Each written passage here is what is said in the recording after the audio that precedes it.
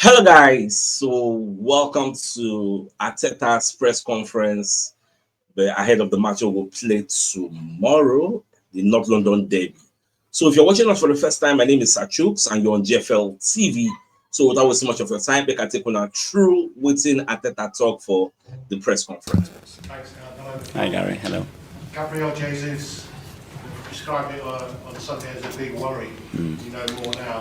What's the latest? Yeah, we know more now, and it's not looking good at all. But we need That's to review true. one more specialist, so probably we'll have the total information this afternoon.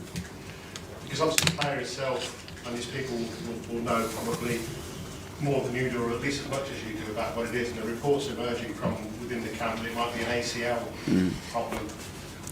Is that your understanding? Yeah, I don't want to confirm anything again till we have the final report this afternoon, and I think it's the doctor's job to do that. But yeah, we were very worried straight away after the game, and we are very worried today. So I don't want to be a pessimist, but there's a chance it could be a season-ending injury. Well, again, let's wait till this afternoon. That one about Gabriel Jesus injury. You know, say some people they rumor they go saying an ACL injury now he gets. But Arteta is saying we don't really know. Let's have patience until when the test come out. The test is supposed to come out this afternoon. Yes. So probably maybe tomorrow before the match, they might give us clarity on whether the Jesus don't go out till end of the season. I think will be available. Any other players who have been injured who might be available for you tomorrow? We have one more training session, and there are a few that can be close. But again, this afternoon we'll have the full info on the squad and who is available and who is not. One of the ones who was nearest to being like Calafiori, is he one of the ones who might be available? Yeah, his thing is not too much, but again, we need another day or two. You playing every 3 days, and 24 hours become really important because they are not long-term injuries. On that case, for example, That's so we'll have more understanding this afternoon. Jorginho looks to be going off with a discomfort. He was cramping. Honestly, we played extra time. Jurrian was exactly the same, so we had a few players struggling to finish the game. But he's fine. He's fine, yeah. Okay. Obviously, with this injury to Jesus, potentially quite serious, does that change your thinking about the transfer window? I think you're asked about bringing in an out-and-out striker more often than Tyson Fury announces he's going to retire from boxing, but can I ask you again? Yeah. But my answer doesn't change. My answer remains the same. We are actively looking in the market to improve the squad. And that's been since day one. We will be naive not to do that because it's an opportunity always to evolve the team, to improve the squad, and especially with the circumstances that we have. So yes, we are looking and we are trying, and let's see what we are able to do. Because you said that, I think you said after the game it might have been, not what you meant, but you said it wasn't in your hands. What did you mean by that? Well, you have to recruit a player. There are three parties, and you have to agree to that. And we have our limitations as well, like any other club. So we can do what we can do, and we plan our squad, and we have our limits to do what we want to do, and that's it. So the fact that I love a lot our players doesn't mean that we cannot think about improving. I'm not. Exactly waiting many people they hold hands. See, if you check Arteta press conference, Arteta usually says we don't need anybody again. I love our players, I'm focused on our players. You heard him now say the fact that we love our players does not mean we don't want to improve the club or we don't have any ambition or intention to improve the club. So those are two different things. And you see how the questionnaire, the interviewer, they try to box Arteta in for inside that. What did he say about it's not in my hands? But Arteta just cunningly and stylishly escape. But Baba already passed the message. You got the message loud and clear. That is stubborn, and we all want the same. That we use every opportunity to improve the squad daily, and when the market comes in, we can do that to make sure that we have the best resources and the best capacities to compete in the manner that we want. Let's talk on the pitch, because it's a big game, the North London Derby. Yeah. In London Derbies in 2024, I think you played 11, unbeaten in all of them. Keep that record going with a win, hopefully. Yeah, probably the nicest game of the season to watch and to play, certainly, because of the atmosphere, because what it means to our people, what it means to us. Everybody is involved in the game. So this is something that is in our hands, for example. It's and let's create the best atmosphere that we have played at the Emirates. That's an objective. That's something that we control. Players, staff, and all the supporters that turn up tomorrow. So this is something that we can do. So let's do it. Something you can't control, and I hesitate to mention it because we don't want to give these idiots the oxygen of publicity, but there's been some beyond the pale social media activity towards one of your players. Yeah. Because somebody they ask around now, based on what the fans did to Kai Havertz, whether they send their wife message, hey, they'll slaughter her, they'll do this, they'll do that. So Arteta has to respond and send a strong message to fans who let emotions cloud their judgment and they enter the DMs of players' relatives to abuse them verbally. Since Sunday, how sad is it that this happens in football? That it should be a sport that we all enjoy. It's incredible, honestly, and we really have to do something about it, because accepting that and hiding this, I think has terrible consequences, and it's something that we really have to eradicate from the game, because it's so cynical as well, and it's so dependent to a result of an action, and there is no any other story like this. When we play Ipswich, it was 27 of December at home. We win 1-0. Kai Havertz scores a goal, and the whole stadium after that is singing the Waka Waka. That's 20 days ago. Guys, what is the perspective? So we are all responsible, and all means you guys are responsible. Everybody is responsible for the narrative. Everybody is responsible for how we talk, and we cannot look somewhere else. That's a really serious matter, guys.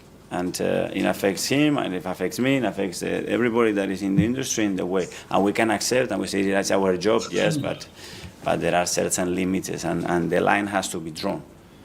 And we put a lot of attention on that about technology and what is next in football. The next in football might be that this is prohibited.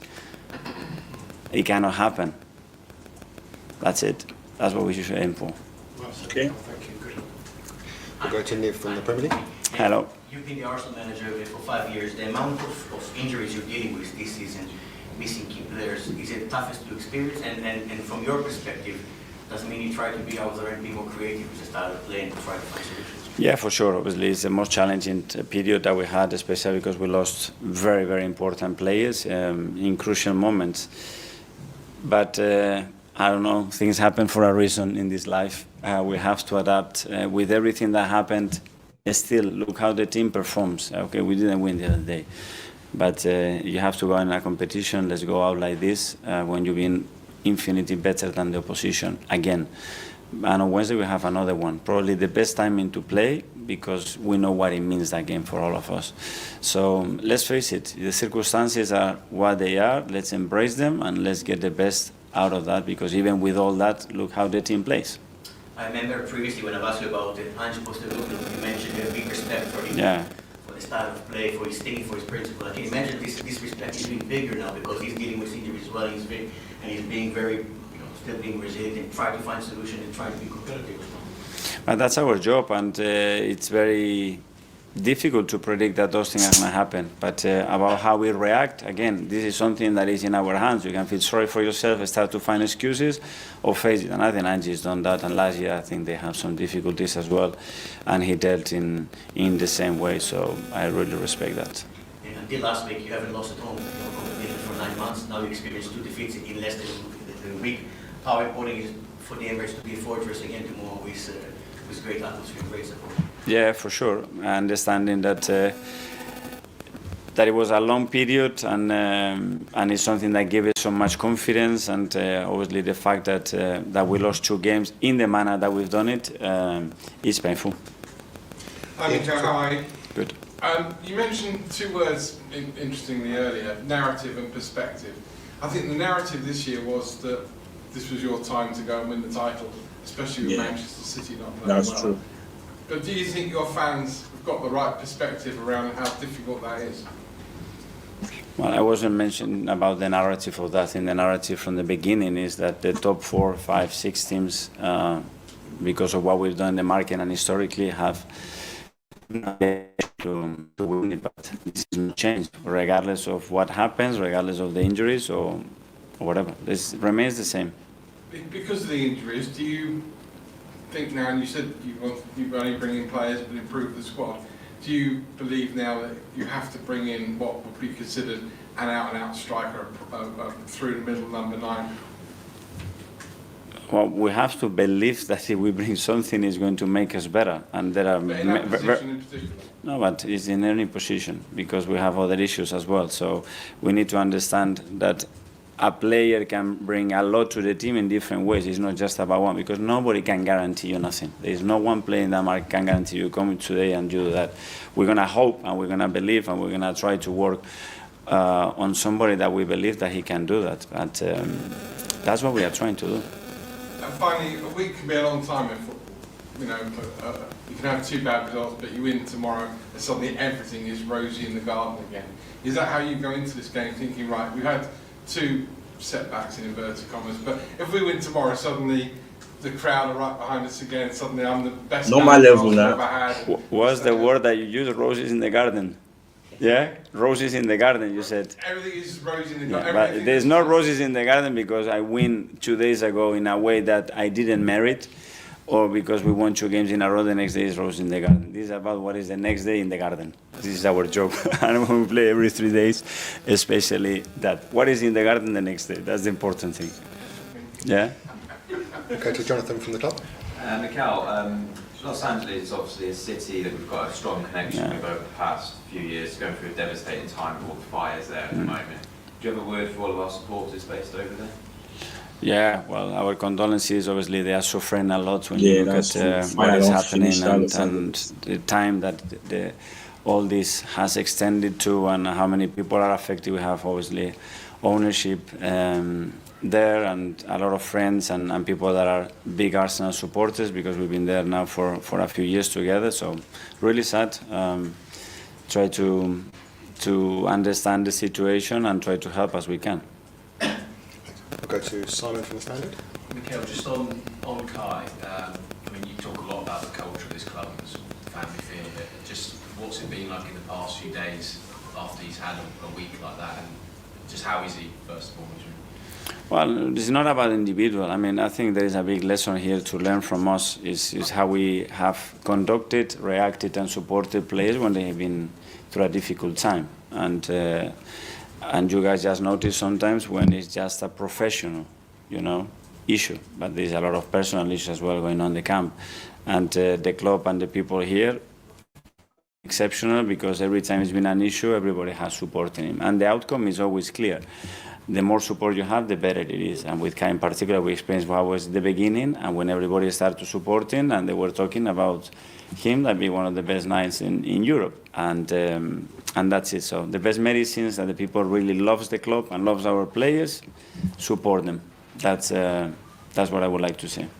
Just as well, obviously you've got that clear weekend now, because you're out in the FA Cup. I know you've spoken before about the desire to try and have a break or get away with the squad. Is that something you're looking at now? Yeah, we are looking now, okay, this is gone, so how can we optimize the situation using the best possible way? So we're looking at options. I think the calendar and the fixture is a bit there depending on what happens with the Champions League as well. So we are looking and trying to plan the options. Art Athletic. Hi, Mikel. Hi. Just on that kind of potential week for a break, last year was one of the big things, almost just having that time to go through things you wouldn't have the time to in a week like this, where you're playing Tottenham on Wednesday, then Aston Villa on the Sunday, and there's almost no time to think. Yeah, well, we knew that when we are involved in all the competitions that the schedule was going to be like this. We are prepared for that, and we're going to face it. That's it. And on the point about Kai, I know you mentioned support, but with perspective, that word you mentioned, how do you, I guess, as a manager, bring that perspective to a player when they're in a difficult time?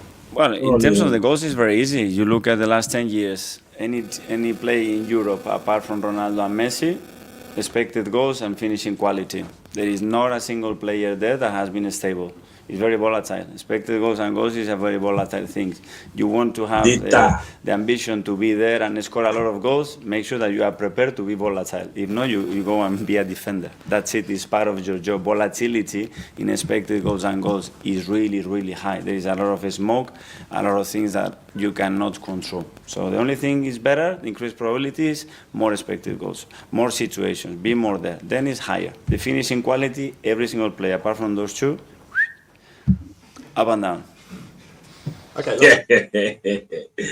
I think that they try to defend Kai Havertz. Oh, I think I will call you speed. Havertz never score nothing. The guy not the clinical at all. Like, I'm not impressed. Like, he's not in form again. You're just talking like that. Couple in the last section. Firstly, Tom from Football London. Just a quick one on the transfer window. Of course, since Edu resigned a fair few months ago and Jason stepped into that role, has your role had to change at all after Edu kind of stepped away, or has that been filled completely by Jason? No, Jason completely filled it by him, and obviously all the team that is behind it and the board that we are in constant communication. We continue to act in the same way, the same process that we had before, and Jason is in charge of that.